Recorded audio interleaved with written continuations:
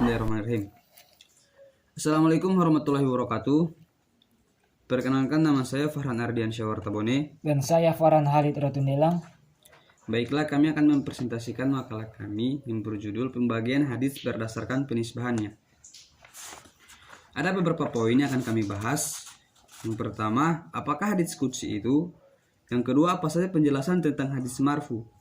Yang ketiga, apa itu hadis mauquf? Dan yang keempat, bagaimana penjelasan tentang hadits maktub. Yang pertama tadi ada hadits qudsi. Hadits qudsi adalah terdiri dari dua kata, yakni hadis dan qudsi. Kemudian untuk memahami makna hadits qudsi, sementara kedua kata ini dimaknai secara terpisah. Hadits qudsi dimaknai segala sesuatu yang baru atau sesuatu yang sebelumnya tidak ada peristiwa, berita, cerita, menyampaikan sesuatu risalah. Peristiwa kenabian yang datang dari Allah. Ibnu Manzur 131. Kemudian kata qudsi dimaknai suci, bersih, sifat kesucian Allah. Namun jika kata qudsi dirangkai dengan kata lain, maka akan mempunyai makna lain, seperti kata hadiratul qudsi atau janatul qudsi, diartikan surga, dan Ruh Al-Qudus diartikan malaikat Jibril. Jika kata hadis dan qudsi digabung menjadi satu, yaitu hadis dan qudsi, maka akan para ulama hadis mempunyai pengertian dalam berbagai pandangan, di antara lain Imam Al-Bukhari dalam Al-Jami Al-Syahih memberikan definisi bahwa hadis qudsi ialah hadis yang diriwayatkan oleh Nabi dari Tuhannya dengan disampaikan secara makna dan secara lafal dari Allah Azza wa Jalla. Pandangan ini dibuktikan pada hadis-hadis qudsi yang tercantum dalam kitab Al-Bukhari dalam bab tentang firman Tuhan.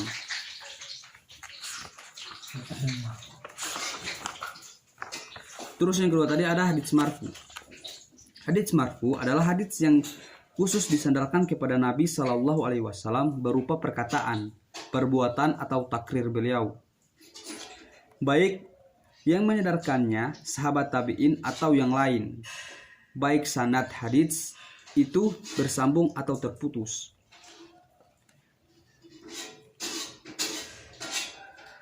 Berdasarkan definisi hadis marfu itu ada yang senadanya bersambung, ada pula yang terputus.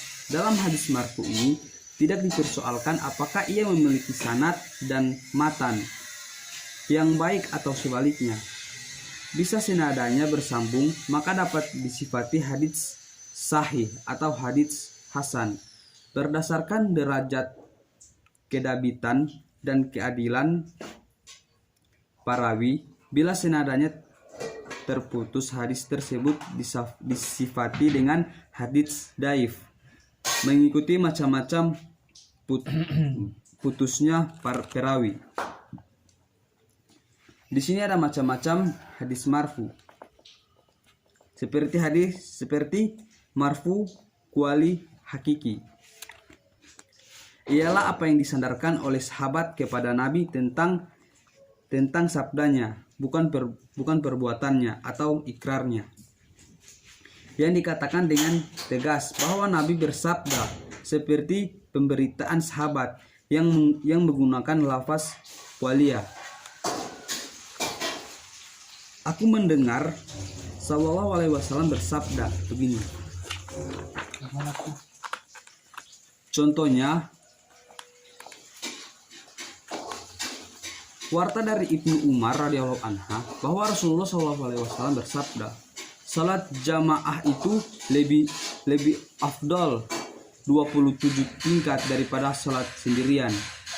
Yang ketiga ada hadis mauquf. Hadis mauquf dapat disifati hadis sahih atau hasan, tetapi tidak ada kewajiban untuk menjalankannya, tetapi boleh dijadikan sebagai penguat dalam beramal karena sahabat dalam hal ini hanya berkata atau berbuat yang dibenarkan oleh Rasulullah SAW.